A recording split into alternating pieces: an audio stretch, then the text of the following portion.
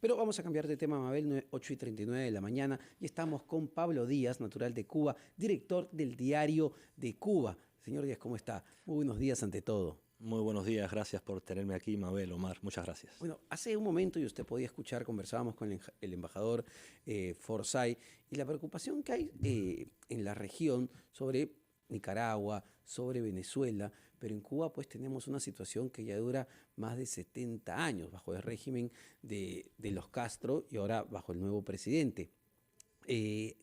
¿Cuáles son las limitaciones para la labor de la prensa y si de parte de la región se ha perdido el foco o la atención a los derechos humanos, a la atención de derechos humanos en Cuba? Bueno, definitivamente yo creo que dentro de la región hay una pérdida de foco, se olvida cómo está el tema de los derechos humanos en Cuba.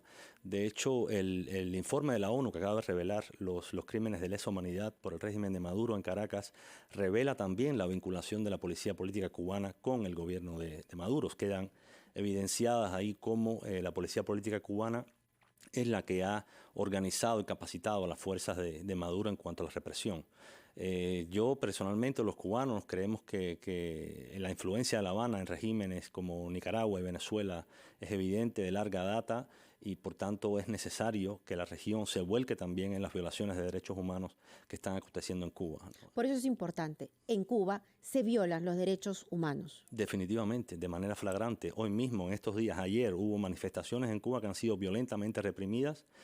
Hasta ayer teníamos registrados 26 personas detenidas, golpeadas, desaparecidas, y es un patrón que se viene repitiendo cada vez más a lo largo del último año. Sin embargo, hay muchos simpatizantes del régimen cubano que aplauden, por ejemplo, este referéndum que se acaba de dar para aprobar el nuevo Código de la Familia, en donde se permite el matrimonio igualitario, y hablan de una democracia en Cuba. Lo dicen así, hay democracia, o por lo menos, digamos, los más conservadores dicen una transición a la democracia. Eso es lo que efectivamente se está viviendo en Cuba, y en esos términos, ¿qué significa qué significado, qué impacto tiene ese referéndum?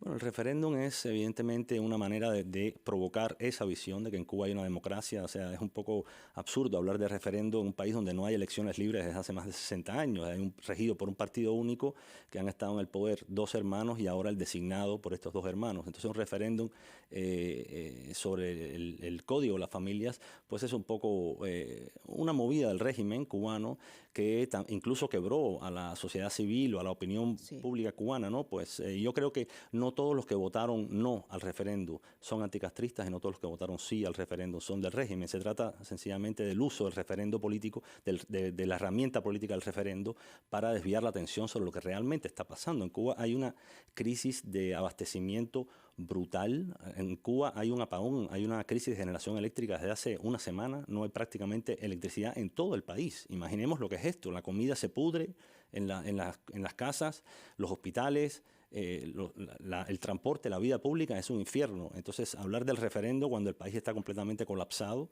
Este año ha habido 200.000 cubanos que han emigrado a los Estados Unidos. Solamente este año es el éxodo más grande en la historia de Cuba.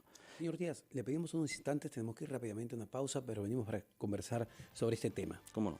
8:51 de la mañana estamos conversando con Pablo Díaz, natural de Cuba, director del Diario de Cuba. Y señor Díaz, había varios temas pendientes. Mabel, me parece que dejaste unos puntos sobre la mesa. Sí, él nos estaba comentando que en este año cerca de 200.000 cubanos habían huido prácticamente del régimen, habían huido de la isla, que lo hacían en condiciones infrahumanas, muchos de ellos en estas famosas balsas, ¿no?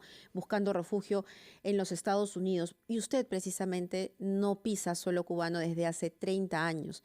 ¿Qué tan dura es la vida del exiliado cuando tiene que dejarlo absolutamente todo para volver a empezar?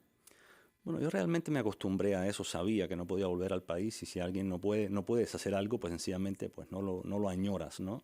Y yo creo que más bien la Cuba que yo me inventé ha sido una Cuba virtual, una Cuba en la que se ejerce el periodismo, digamos, aquí y allá, gracias a las nuevas tecnologías. Y esa es la manera de vivir de muchos cubanos. Hoy Cuba se ha convertido en una sociedad transnacional, realmente. Ya Cuba no está ceñida a las fronteras de la isla, dada la inmensa cantidad de población que vive fuera del país, ¿no? Entonces estamos hablando ya de una realidad nueva que como digo, no se reduce a la isla en sí. Y solo para terminar de mi parte, ¿hay alguna expectativa de que esto cambie luego de tantas décadas? Yo creo que sí, yo creo que las señales son evidentes, ¿no? La dimensión de la crisis económica, política y social que hay actualmente en Cuba, y yo creo sobre todo su carácter irreversible, hace que estemos ante un giro, o un final o un giro muy importante de manera inminente, ¿no? Yo confieso, cuando venía volando hacia Perú, en cierto momento temí bajarme del avión y llegar a una realidad que en Cuba fuese completamente diferente a la que me monté en el avión. O sea, tan frágil está ese gobierno. Y bueno, usted está precisamente en Lima para una conferencia, la palabra vulnerada, el cerco a la libertad de expresión en Cuba. Esto va a tener lugar en pocas horas, a las 11 en punto, en el auditorio Focum Cultura de la Facultad de Derecho de la Universidad San Martín de Porres. Es importante escuchar lo que usted nos tiene que contar como periodista, ¿no? Porque desde el Diario de Cuba entiendo que con periodistas en diferentes lugares del mundo, pero también en la isla, pues informan acerca sobre lo que está sucediendo, sobre la verdad, los atropellos a los derechos humanos y dan la lucha por la democracia. Así que los desinformados no se dejen engañar por referéndum, ¿no? En lo que hay en Cuba es una dictadura. Eso es. El periodismo independiente cubano es quien está contando hoy la sociedad cubana y es quien está revelando toda la Cuba oculta que los medios oficiales del gobierno intentan mantener a la sombra. Hay un tema, a ver, que acaba de surgir, que informa Cubanos por el Mundo, información clave, y señala que la hija de José Daniel Ferrer ha sido retenida en el aeropuerto de Lima. La hija del líder opositor José Daniel Ferrer fue retenida en el aeropuerto de Lima y amenazada con ser deportada a la isla. ¿Qué información tenemos al respecto para ponernos en contexto, por favor? Bueno, José Daniel Ferrer es el líder de UNPACU, que es uno de los principales grupos de la sociedad civil cubana. Está preso desde hace ya mucho tiempo, más de un año, en condiciones completamente infrahumanas. Apenas se sabe nada de sus condiciones, salvo que está muy delgado, muy enfermo. Desconozco si la hija venía a Lima. Sí, ella es delegada, entendemos por esta fuente, Cubanos por el Mundo, ella es delegada a la Asamblea de la Organización de Estados Americanos, pero pese a ello la han detenido. Vamos a pedir las explicaciones en Migraciones, qué es lo que ha pasado. Porque ¿no? entendemos que tiene todos los papeles en regla para estar en nuestro país. Entonces, no entendemos una situación de este tipo. Suele ser siempre un problema con los activistas, periodistas, miembros de la sociedad civil cubana en eventos de este tipo, pero por lo general se trata de presiones del gobierno de La Habana para que no salgan del país. No sé qué puede haber pasado en este caso. Espero que se pueda resolver. Bueno, acá somos un país democrático y exigimos en todo caso las explicaciones de Migraciones para que nos digan qué es lo que ha sucedido. Una ciudadana con sus papeles en regla, representante lo comentaba yo, es representante delegada y viene precisamente a la Asamblea General de la Organización de los Estados Americanos. ¿Y qué es lo que está sucediendo? A ver si la producción se puede comunicar con Migraciones para las explicaciones del caso. Ojalá solamente sea un malentendido. Señor Díaz, muchísimas gracias por estar aquí. Gracias, Mabel. Gracias, Omar, por la invitación. Muchísimas gracias. Son las 8:56, Mabel.